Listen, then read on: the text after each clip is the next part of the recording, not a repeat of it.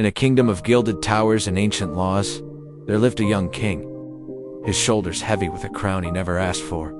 From the highest window of his stone castle, he would watch the world below, a tapestry of life he could see, but never touched. His heart, though royal, ached for a freedom he could only dream of, a life unwritten by duty and decree. Far below, in the vibrant chaos of the village market, a young woman moved with the grace of the wind. Her world was one of simple truths and earned joys, her laughter a melody that danced through the crowded stalls, a sound of pure, untethered happiness. She was ordinary in the most extraordinary way, a wildflower thriving in the cobblestone cracks, driven by a desperate need for a single moment of anonymity. The king shed his royal silks for the rough-spun clothes of a commoner. He slipped past the palace guards and into the dizzying swirl of the market, a ghost in his own kingdom. The air, thick with the scent of baked bread and blooming flowers, was a balm to his weary soul. It was then that he saw her. She was haggling over a bushel of apples, her face alight with a fiery spirit, and a joy so genuine it seemed to radiate warmth. As she turned, their eyes met across the throng of people. In that fleeting instant, a silent spark, an unspoken recognition passed between them, a connection that defied rank and reason. Their first clandestine meeting was under the silver glow of a crescent moon, in a secluded palace garden forgotten by time. Surrounded by sleeping roses and whispering fountains, they shared the secrets of their souls. He spoke not of his kingdom, but of his fears. She spoke not of her struggles, but of her dreams. With each stolen conversation, their disparate worlds began to melt away, leaving only two people discovering a rare and profound affection. A montage of their growing love unfolds. Sharing a book under the shade of an old oak, their fingers brushing as he points to a line.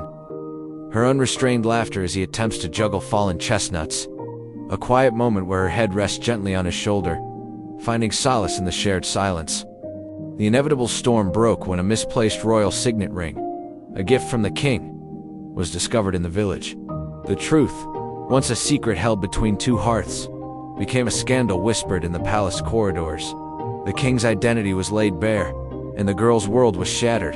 The man she'd fallen in love with was a king, and she was just a commoner. Betrayal and confusion warred in her heart. For the king, the revelation brought a different kind of terror, the fear of losing the one person who saw the man, not the monarch. The royal court erupted. Advisors cautioned against the union, citing tradition and duty. The pressure mounted, creating a tempest of heated arguments and tearful confrontations, the immense weight of their stations threatening to crush their fragile bond. The king found himself at a crossroads, torn between the solemn oath he swore to his people and the unspoken promise he made to his heart. The faces of his ancestors stared down from grand portraits, their gazes filled with expectation. He was a king, and a king's life was not his own. It was a life of sacrifice, of duty above all else. Meanwhile, the girl, heartbroken yet imbued with a quiet resilience, retreated to her simple world. She looked at her hands that had kneaded dough and tended to a small garden, and wondered how they could ever fit in a world of silk and ceremony. She had never asked for a crown or a castle. She'd only asked for his heart. But love, true and deep, is a force of nature, and it would not be denied. After days of tormented deliberation, the king made his choice. He would not forsake his duty, but he would redefine it. He would not abandon his love, but he would elevate it. Before the entire royal court and the assembled people of the kingdom, he stood not just as their king, but as a man in love. With a voice that rang with unwavering conviction, he declared his love for the ordinary girl from the market, vowing to make her his queen. He spoke of a new era, one where the strength of the kingdom would be measured not by the purity of its bloodlines, but by the courage of its heart. It was a new dawn for the kingdom. Hesitantly at first, then with growing admiration, the people began to embrace their future queen. They saw in her the same spirit and kindness they cherished in themselves, and they saw in their king a leader of immense strength and devotion. The final scene shows them walking hand in hand through the palace gardens, no longer in secret, but as a united front. The weight of the crown on his head seems lighter, and the simple joy in her laughter is now a melody that echoes through the halls of the castle.